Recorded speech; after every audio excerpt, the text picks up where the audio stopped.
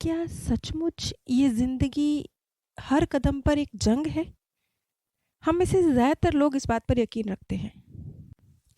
अब ये बात कितनी सच है और कितनी झूठ, इसे हम डॉक्टर ब्रायन विस की एक स्टूडेंट, साइकोलॉजिस्ट मीरा, जिनके पास जॉर्जिया नाम की एक लड़की का केस आया, उसके माध्यम से समझने की कोशिश करेंगे।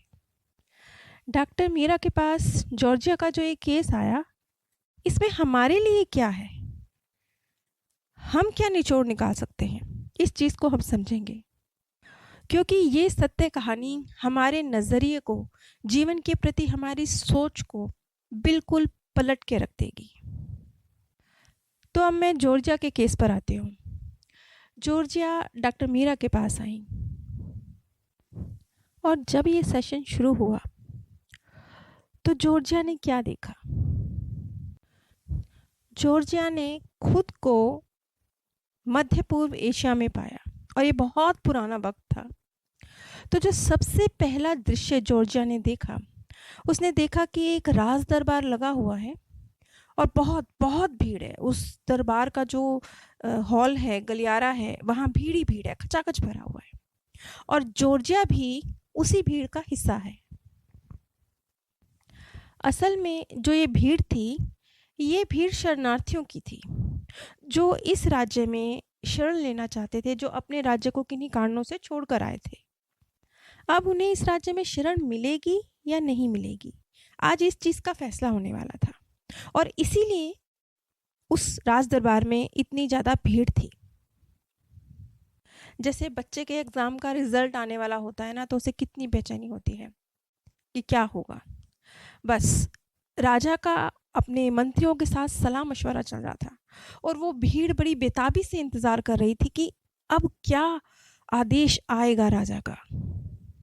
अब यहाँ पर जॉर्जिया ने बिल्कुल एक अलग लैंग्वेज में बोलना शुरू किया। उस भीड़ ने, जो उसमें राजमहल में मौजूद थी, देखा कि राजा अपने सिंहासन से उठा, सीढ़ियों से नीचे उतरा और उसने बोला, अनन शतलन टेमक। अब ये क्या बोला? बिल्कुल समझ में ना आने वाली भाषा। वहाँ मौजूद भीड़ की समझ में भी कुछ नहीं आया, क्योंकि वो भी इस भाषा से पूरी तरह से अनजान थे और फिर खुसर पुसर होने लगी, क्योंकि भीड़ को कुछ समझ नहीं आ रहा था कि क्या क्या राजा ने बोल दिया कि इन शरणार्थियों को जान से मार दो, या बोल दिया कि राज्य से निकाल दो, क्या क्या बोल दिया। लेकिन ऐसा कुछ भी नहीं हुआ। वहाँ के राजा ने इन शरणार्थियों को उसी राज्य में बस जाने का न्योता दिया, लेकिन इन शरणार्थियों को जो जमीन दी गई बसने के लिए, वो राज्य की भारी सीमा पर थी और पूरी तरह से निर्जल और बंजर थी। लेकिन उन लोगों के लिए और उसी भीड़ में मौजूद जॉर्जिया के लिए भी कोई और चारा नहीं था, तो उन्होंने उसी स्थान पर अपना जीवन यापन शुरू किया। अब हम पहुंचते हैं जॉर्जिया के घर पर।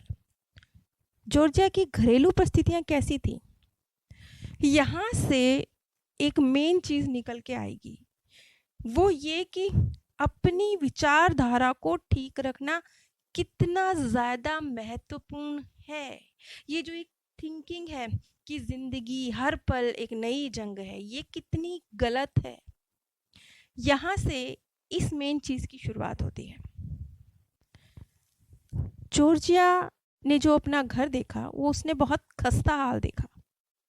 उसने देखा कि वो एक टीनेज लड़की है और घर पर अपनी माँ के साथ रहती है, और उसकी माँ, वो हर वक्त इस बात का रोना रोती रहती है कि ज़िंदगी कितनी मुश्किल है, हालात कितने ख़राब हैं, भगवान ने ऐसे हालातों को हमारे लिए पैदा ही क्यों किया, हमारे हालात तो कभी बदलेंगे ही नहीं, ज़िंदगी तो बस ऐसी ही कठोर है, ऐसी ही निर्दयी है।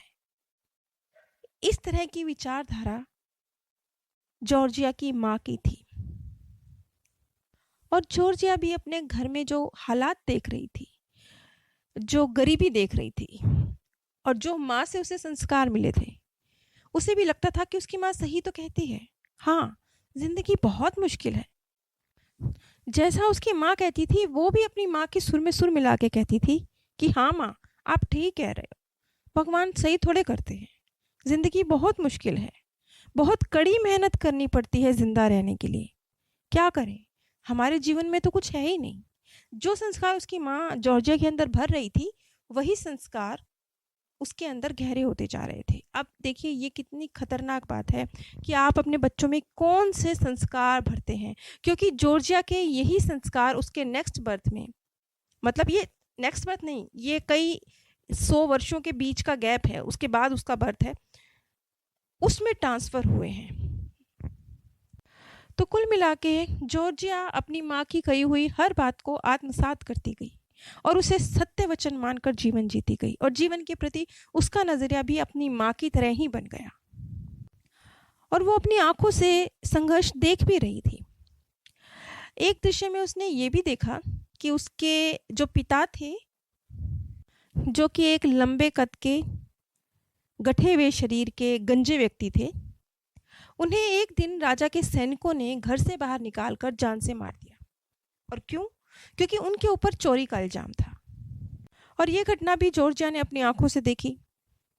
और उसके बाद तो उसकी माँ का नज़रिया और भी ज़्यादा इस बात पर पक्का हो गया कि जीवन तो बड़ा मुश्किल है। जॉर्जिया की जो उस बर्थ में माँ थी, वही आज भी जॉर्जिया की माँ है। और ये संस्कार सिर्फ जॉर्जिया में ट्रांसफ़र नहीं हुए हैं, वो आज उसकी माँ के भी संस्कार हैं। यानी ये दो आत्माएं हैं जिनका एक दूसरे के ऊपर इतना ज़बरदस्त असर है, और वो असर दोनों के साथ ही नेक्स्ट बर्थ में ट्रांसफ़र हुआ है। तो आप समझ सकते हैं कि दूसरा आप पर और आप दूसरे पर।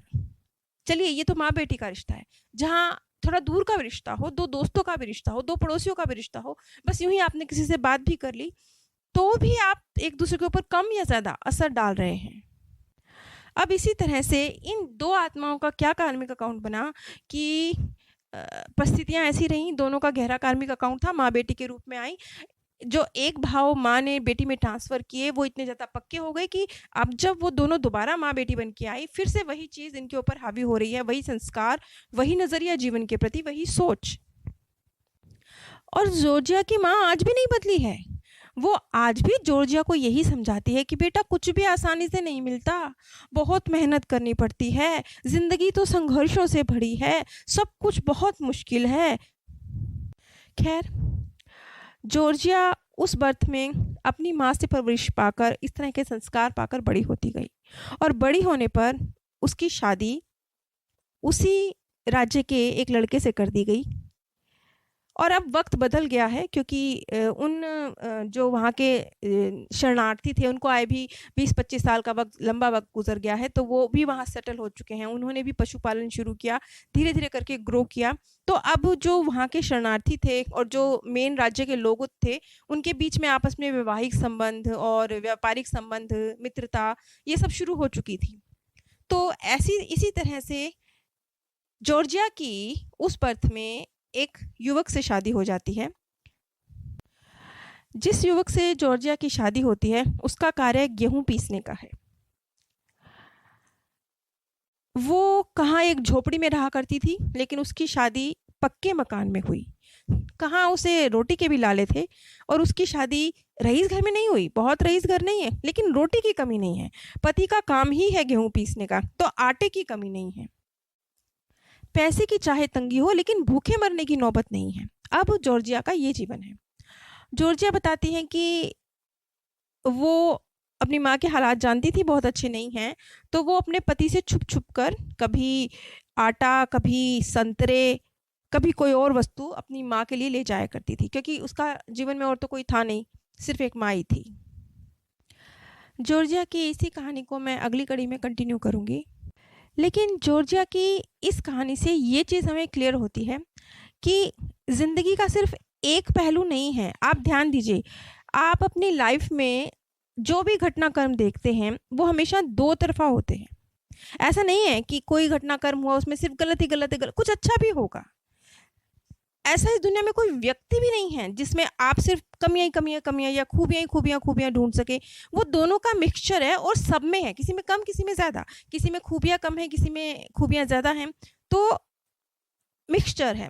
इसी तरह से ये जीवन भी, जीवन का हर घटनाक्रम है। नज़र बदल के देखिए, आपको समझ आ जाएगा कि आपको जिस पल जो घटना गलत लग रही है, अगर आप अपना नज़रिया बदलेंगे, सोच बदलेंगे, थोड़ा डीप एनालिसिस करेंगे, तो समझ में आएगा कि वो घटना किस तरीके से आपके लिए फ़ायदेमंद थी और किस तरीके से वो आपके ग्रो करने में, आपको सिखाने में सहायक थी। खैर, इसी चीज़ को हम अगली कड़ी में समझने की कोशिश करेंगे। नीचे डिस्क्रिप्शन बॉक्स में मैंने आप सभी के साथ अपने first channel path of peace का लिंक शेयर किया है। अगर आप मृत्यु के बाद की दुनिया के संबंध में सत्य रिसर्च पर आधारित जानकारी चाहते हैं, तो कृपया मेरे फर्स्ट चैनल पर ज़रूर विजिट कीजिए। आप सभी पर परमात्म सौंदर्य, प्रेम और आनंद सदैव बरसता रहे। आप सभी दिव्य परम धाम में